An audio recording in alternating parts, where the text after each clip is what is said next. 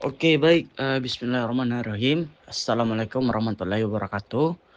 Baik, di sini kami, eee, dari kelompok Demografi dan Kependudukan ingin, memperkenalkan diri terlebih dahulu saya rasa. Sebelum itu perkenalkan, nama saya Sobri Rahmadani. Baik, langsung saja. Di sini kami ingin, membahas serta mensosialisasikan, program keluarga berencana. Oke, langsung saja. Saya rasa tidak perlu berlama-lama. Eee, Keluarga berencana merupakan program yang bertujuan untuk mengatur jumlah dan jarak kelahiran anak dalam suatu keluarga.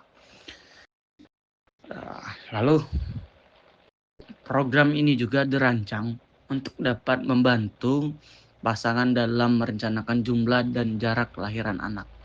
Tujuan utamanya untuk dapat meningkatkan kesehatan ibu dan anak serta kesejahteraan keluarga secara keseluruhan.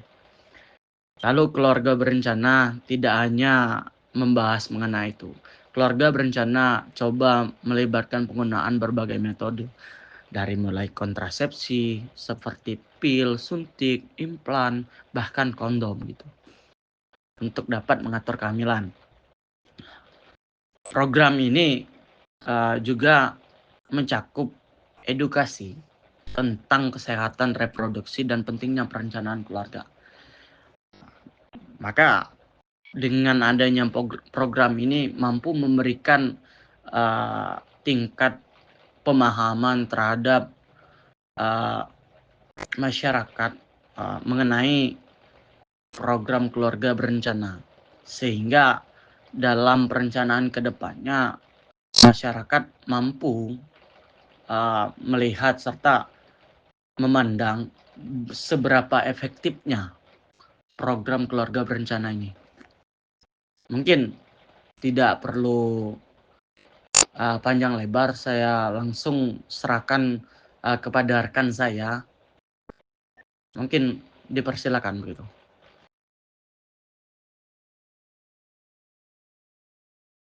Oke, saya lanjut mengenai pembahasan dari keluarga berencana itu sendiri.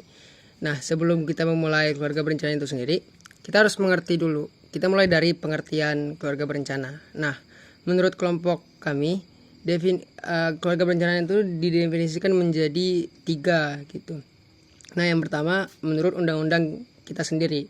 Nah, undang-undang yang membahas mengenai keluarga berencana itu adalah undang-undang yang terdapat pada UU nomor 10 tahun 1992. Nah, menurut undang-undang tersebut, keluarga berencana adalah upaya peningkatan kepedulian dan peran serta masyarakat melalui pendewasaan usia perkawinan, pengaturan kelahiran, pembinaan ketahanan keluarga, peningkatan kesejahteraan keluarga kecil, bahagia dan sejahtera. Nah, yang kedua, ada organisasi yang mendefinisikan keluarga berencana itu sendiri, gitu. Itu adalah WHO, dilansir dari Expert Committee pada tahun 1970. Nah, menurut WHO itu sendiri, keluarga berencana adalah tindakan yang membantu individu atau pasangan suami istri untuk mendapatkan objektif-objektif yang tertentu. Nah, adapun yang dimaksud objektif tertentu itu adalah yang pertama, menghindari kelahiran yang tidak diinginkan, mengatur interval di antara kehamilan, dan menentukan jumlah anak dalam keluarga. Nah, yang ketiga, mungkin keluarga berencana, pengertian keluarga berencana secara umum. Nah, keluarga berencana adalah bagian yang terpadu yang terintegral dalam program pembangunan nasional yang bertujuan untuk menciptakan kesejahteraan ekonomi, spiritual, dan sosial budaya penduduk Indonesia agar dapat dicapai keseimbangan yang baik dengan kemampuan produksi nasional. Nah, selanjutnya kita lanjut ke tujuan dari keluarga berencana itu sendiri. Nah, tujuan dari keluarga berencana itu sendiri yang pertama adalah meningkatkan kesejahteraan ibu dan anak. Yang kedua, mewujudkan keluarga kecil yang bahagia dan sejahtera. Yang ketiga, menciptakan penduduk yang berkualitas. Yang keempat, terciptanya sumber daya manusia yang bermutu. Yang kelima, meningkatkan kesejahteraan keluarga. Nah, mungkin itu pembahasan dari saya. Mungkin bisa dilanjutkan oleh teman saya.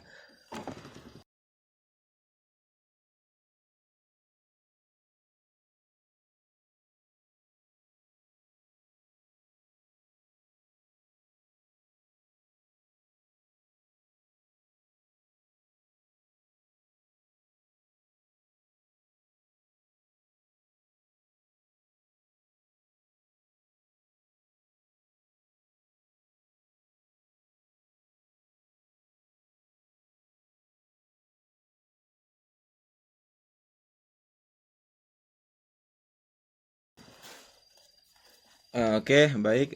Saya akan melanjutkan penjelasan dari kawan saya, yakni tentang metode keluarga berencana. Hal ini saya mengangkat terdapat 4 poin yang saya ambil, yakni yang pertama tentang kontrasepsi hormonal, yakni seperti halnya pil KB, suntik, dan implan.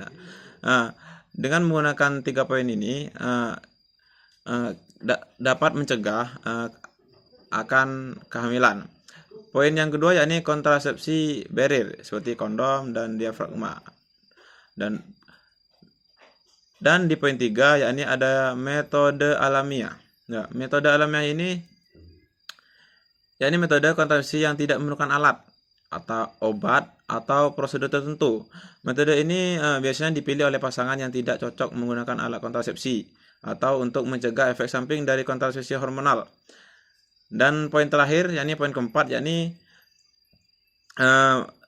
sterilisasi. Sterilisasi ini ada dua poin, yakni tubektomi bagi wanita dan vasektomi bagi pria. Tubektomi bagi wanita adalah prosedur pemotongan atau pengikatan tuba falopi, saluran indung telur, sebagai metode kontrasepsi permanen untuk mencegah kehamilan. Dan vasektomi bagi laki-laki, yakni prosedur bedah yang dilakukan untuk membuat pria mandul secara permanen. Mungkin selanjutnya akan dijelaskan oleh kawan saya.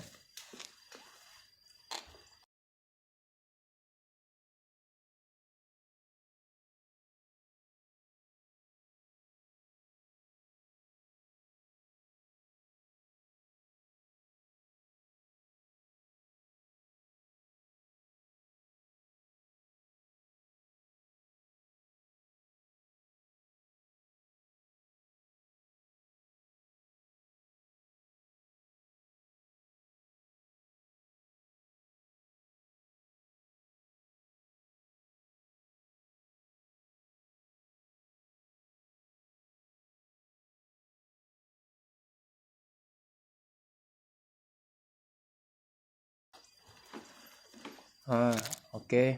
Baik, selanjutnya yaitu mengenai manfaat dari keluarga berencana. Tentu program keluarga berencana memiliki manfaat yang diantaranya yaitu pertama, menekan kehamilan yang tidak diinginkan. Dalam maksud yaitu ketika suami istri ingin melakukan hubungan seksual atau hubungan suami istri yang dimana mereka tidak menginginkan adanya kelahiran ataupun kehamilan. Yang selanjutnya yaitu pada usia 35 tahun yang dapat beresiko kematian terhadap wanita. Yang kedua, mendorong kecukupan ASI dan pola asuh anak yang baik.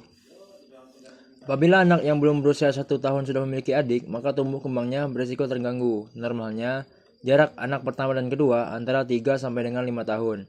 Jika anak yang belum berusia 2 tahun sudah memiliki adik, maka ASI untuk anak pertama tidak bisa dipenuhi dalam 2 tahun. Hal tersebut memungkinkan anak mengalami gangguan kesehatan. Sementara itu, orang tua yang memiliki 2 anak akan mengalami kesehatan membagi waktu. Akibatnya, anak yang lebih besar akan kurang perhatian dari orang tua, yang padahal anak masih membutuhkan perhatian penuh dari kedua orang tuanya. Nah, manfaat keluarga berencana bagi anak yang pertama, pertumbuhan dan kesehatan anak terjaga dengan baik.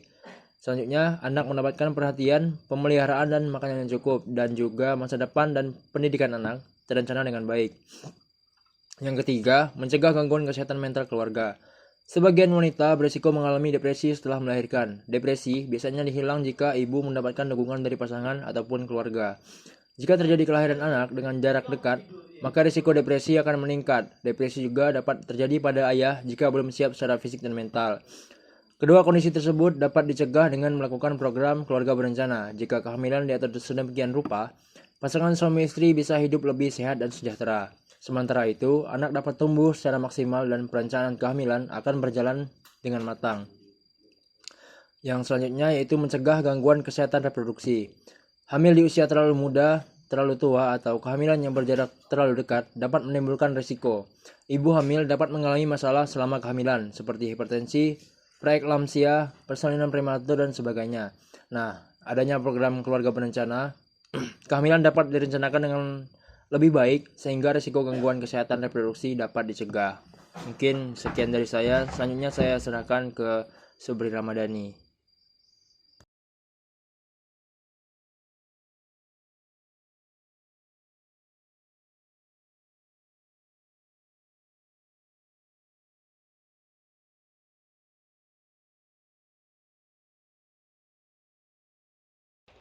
Oke, baik. Tadi saya rasa sudah dijelaskan oleh beberapa rekan serta kawan-kawan saya mengenai tujuan, manfaat, bahkan metode. Tidak menutup kemungkinan dari ketiga penjelasan yang disampaikan oleh teman-teman saya tidak memiliki tantangan. Adapun tantangan dalam keluarga berencana, yang pertama itu adanya stigma sosial dan budaya terkait penggunaan kontrasepsi. Lalu untuk yang kedua itu ada akses terbatas terhadap layanan kesehatan.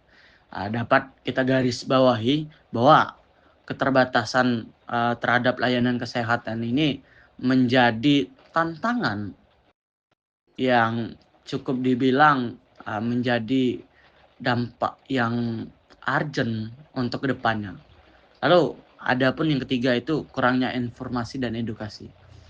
Keterlibatan masyarakat terhadap hal ini sangat minim sehingga mendapatkan informasi yang kurang tepat sasaran serta tidak adanya implementasi serta edukasi dalam pemahaman masyarakat mengenai keluarga berencana. Tidak hanya mengenai tantangan, kita coba menggali lebih dalam mengenai keluarga berencana. Perlu adanya peran pemerintah dan lembaga. Mengapa demikian? Saya kaitkan dengan peran pemerintah dan lembaga. Saya rasa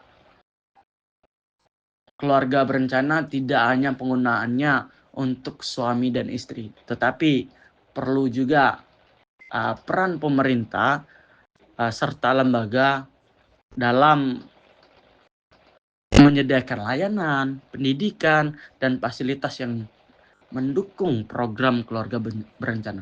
Sehingga keaktivitasan dalam menyiapkan keluarga berencana itu tidak hanya dari segi persiapan, tujuan, kematangan, tetapi ada juga daya penunjangnya dari layanan, penyediaan pendidikan yang memang berkapasitas, atau bahkan fasilitas yang mendukung untuk program ini dapat terus memberikan keberlanjutan. Dengan hal tersebut dapat memberikan pemahaman dan penerapan yang tepat sasaran sehingga keluarga berencana dapat memberikan kontribusi yang mana terciptanya keluarga yang sehat dan sejahtera.